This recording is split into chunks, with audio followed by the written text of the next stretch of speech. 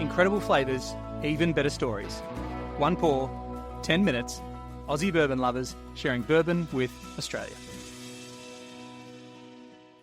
You didn't even wait. You've already poured it. Yes, I have. Why did you pour it before we started? Oh, what happened? I was just getting ready and then forgot to put my headphones on. Okay, cheers. Wait. What are we cheersing? What is this? We're cheersing this one. This one? You can't see this one. Go on, tell us. What is it? This one.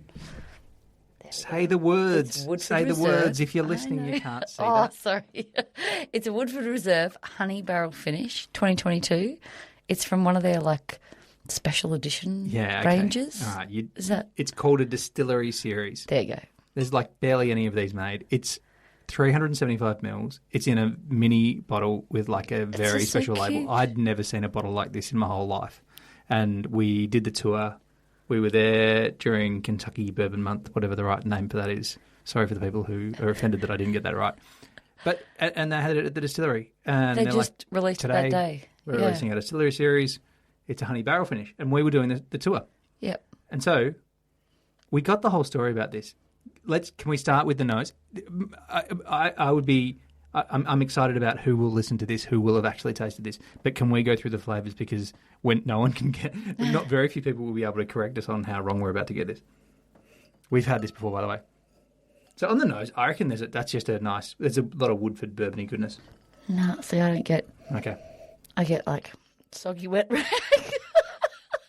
That's terrible. I'm not sure if you can tell, but this is not a positive review of this.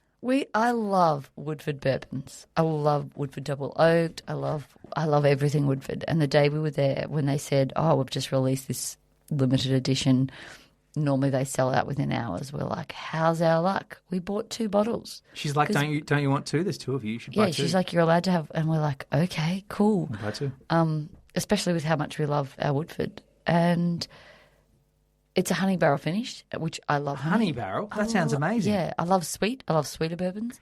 Blanton's is referred to as the honey barrel, but that sounds amazing. Yeah, sounds great. But this is a classic story of not every bourbon is for everyone, because to me, it doesn't even smell Soggy delightful. Wet rags is awful.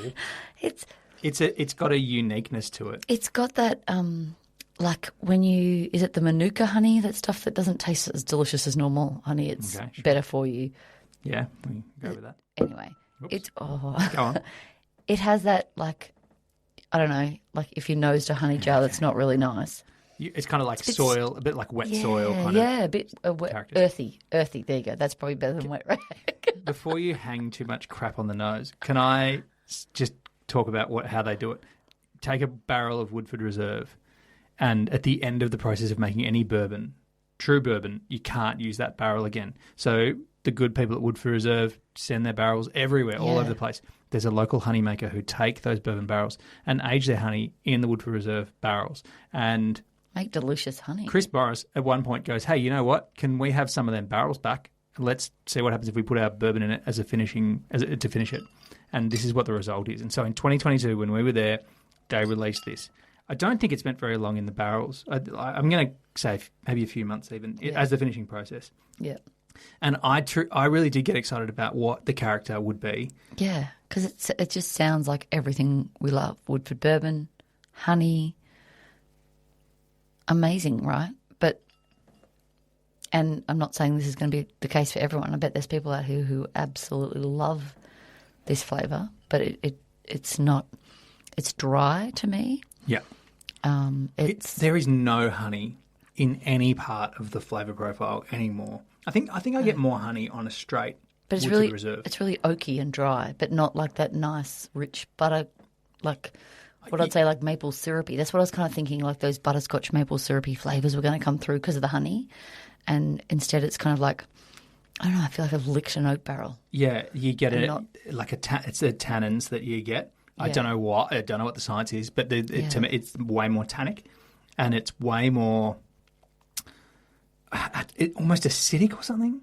Maybe if you think about the acidity you get in honey. It's like you've almost put too much honey on a piece of toast and it's kind of like, oh, that was a bit much. I don't know what too much honey on a piece of toast would be like. I think that just sounds wonderful. Sounds glorious. Because you've got to have the right amount of butter. A tub of honey with toast floating in it as a meal. That would be good. But if you have just like lots of butter and that little bit of honey that melts in, it's really delicious. But if you have too much honey, it's kind of a bit overpowering. I'm almost getting, now you're saying all this, I'm almost getting, if you just had a piece of toast and you sliced off just the surface area of the toast and the honey and then wiped off all the honey and then just gave me the toast back, that's almost what the mouthfeel is or something. Like that dryness, crunchy dryness. It's so dry. It's a very smooth finish. Well, like it doesn't. I find it to be. I don't mind the mouthfeel I'm getting is that tannic. Like it's a tannic mouthfeel. Like it's that kind of leaving you. You drink too many cups of tea and you've got that kind of like kind of leaves me with nothing. I think that's the bit that weirded me out. Is like I don't feel like I just drank anything. But definitely has very earthy nose, and it's definitely not our favourite bourbon. But we are definitely glad we experienced it because it was fun being there on the day that we released it. And it's funny. So it comes in at 45.2%, 90.4 proof. It's a special release. There's not many bottles out there. We just googled if you can buy it in Australia. There is an online shop that has a bottle of it. Yeah. If you've got a spare 620 Australian dollars for 370. We should have never opened it, and it would have been really great. But I don't want it. I want bourbon to drink and enjoy. I don't want bourbon to sell at a different price. But that's our philosophy. Drink and enjoy with the people that you love. And I love that we were so lucky to be in the right place at the right time to get this expression, a different expression. Yeah, and to experience what those different unique flavours, even of a bourbon brand that you love, there's going to be different elements to bourbons that they make that you aren't going to like. And I think that's part of the fun, finding out the ones you like and the flavours that you like. You said you didn't get any kind of finish, like it just goes away for you. There's nothing there. For me, is that there's like it hangs around in a way that weird faces. Just realised.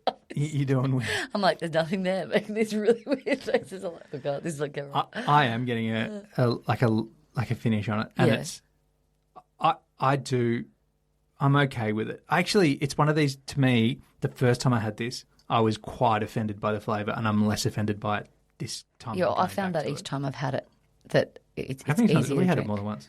Yeah, well, halfway through the bottle. It's a pretty small bottle. I know, but okay. This is at least the third time. This is the third time. Or we tasted it with your family once too. Okay, all right. But this is probably my favourite experience of it. So maybe it's opening up a little bit, or maybe I'm getting better at understanding what it is or something. But I agree, it's a soily nose. It's not our favourite. It's definitely not the worst bourbon I've ever had. No, it's not bad. It's just not what I'd go to the shelf and get. It's uniquely different, and it's part of that thing of when you open it, you want it to be so different that you absolutely love it. But might we be tainted by the idea of like wild turkey American honey, which is like that kind of syrupy take on a bourbon? Maybe just the word honey. The expectation was there's going to be a sweetness to it, and there's not to me. Well, there's the bourbony sweet, there's too many other. There's a lot competing, going complex things happening. Yeah, there's a lot going on for one little bottle of bourbon. Yeah, one of the most interesting things for me is when I saw this. I love Woodford Reserve Double Oaked. Yeah. No questions about this. I love all the Woodford stuff. One of the other expressions, there's been a few expressions, right? One of the other expressions that they've done is a double oaked. In fact, they've done it a few years. They did it in 2015. They've done it in 2017. That'd be amazing. They did it in 2018. They did it in 2019. They did it in 2020. Maybe they've done it every year. 2021. Maybe they have done it every year. double oaked, and that is exciting for me. I would love a double oaked. Yeah. To be Maybe clear, we need to go again on the day that they release the double oaked. if you're listening to this and you're like, "What are you talking about, Dave?" There's those big cube looking bottles. That's not this. That's not this. This is a very thin, small 375ml bottle with a white label. So this is a distillery only release. You can only get it at the gift shop at the distillery. Yeah. At Woodford if you're there on the right day. Yeah. And have a crack if you're there on the right day. Get a bottle of it. It's they're super special. What a cool experience where I don't have any regrets about getting it and tasting it and trying it. No, it's all part of the fun. It's part of the fun of trying something new, and I think too it like that goes with that story of like all the distillers and trying out like putting it back in the honey barrel or trying to all the different things they do to the barrels to try and make something different and unique. And it's part of the story. What the great thing about bourbon culture is, find what you like and enjoy it. We're going to open something different. Cheers.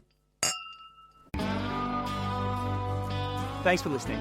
Make sure you're connected with us on TikTok, Instagram and YouTube, and stay connected with us by clicking subscribe on your favourite podcast app.